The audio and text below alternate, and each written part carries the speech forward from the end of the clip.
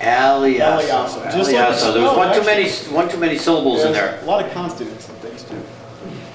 With respect to the crowd, I'm going to make my public statement to your honors that are sitting here as they had asked. I have two letters, one of which I am not reading and one of which I will read. Both were given to the court stenographer before the meeting, and he has those right now. I'm here, Robert Aliaso, representing the Economic Development Committee, part of the Henderson Harbor Area Chamber of Commerce. I'll start with the letter. This letter and its attachment are entered into the public record of the November 16th public hearing on subject case hosted by the Department of Public Service in the town of Henderson and shall be made part of the permanent case records.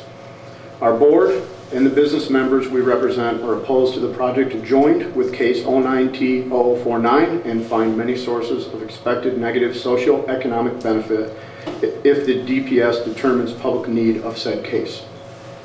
We are also opposed to the project based on the environmental incompatibility when considering the ecological and environmental resources that will be devastated, damaged, or irreversibly altered.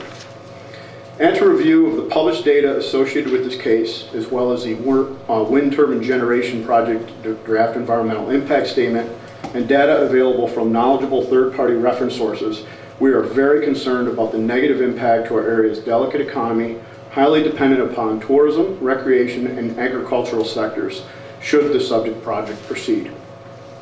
The need for dependable alternative energy is very important, but not at the expense of negative social economic harm left in the wake of developers such as Upstate New York Power Corporation.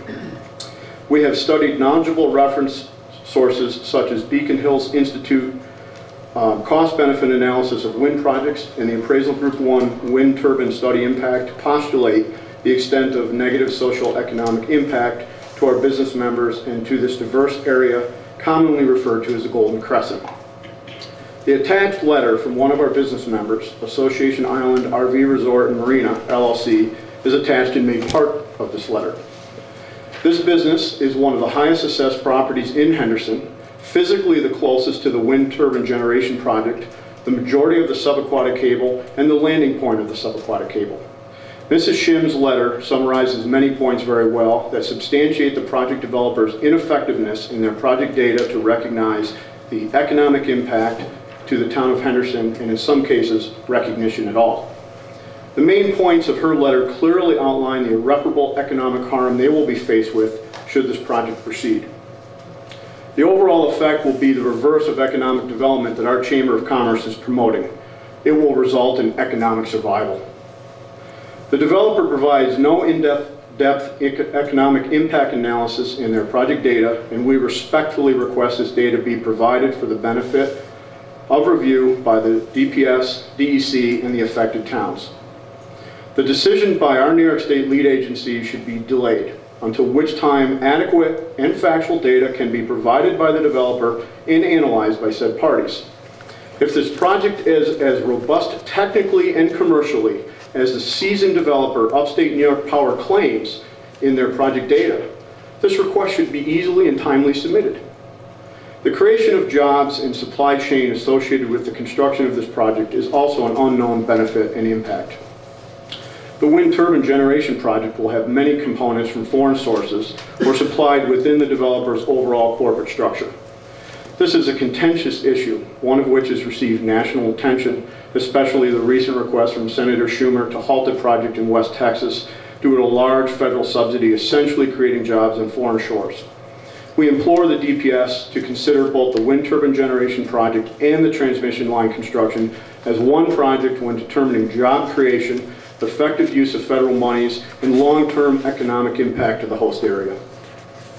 Today you will also hear from our Chamber President, Mr. Carl Williams, who will read several other members' letters, a Town of Henderson Planning Board member, which you have already heard, Mr. Bob Ashodian. The latter will discuss in depth the synergy between the Economic Development Committee and the Town of Henderson Comprehensive Land Use Plan, developed at substantial expense and forethought as to the quality and character of development that closely matches our area's preservation of resources and future business expansion plans. The proposed project will severely harm our ability to follow our town's plan for economic development limit our committee's ability to attract or maintain business, and degrade our tax base by an expected sharp decline in property values and thus business viability.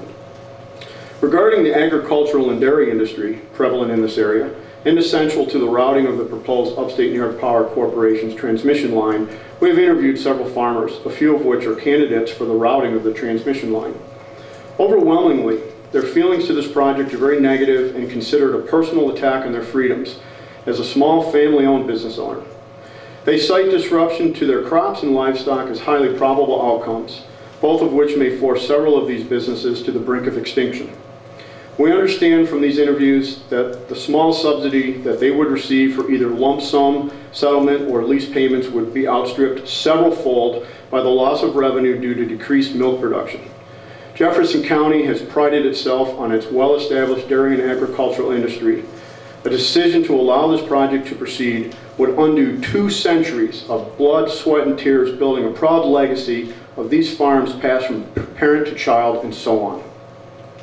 If this project proceeds, we'll be faced with an irreversible and devastating effect to our environment, local business, dairy and agricultural economies, a degraded tax base, and sharply declining real estate value.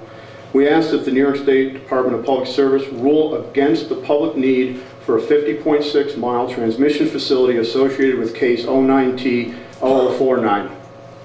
And with it is attached a letter from Mrs. Shim, which the court stenographer already has. Thank you very much for your time.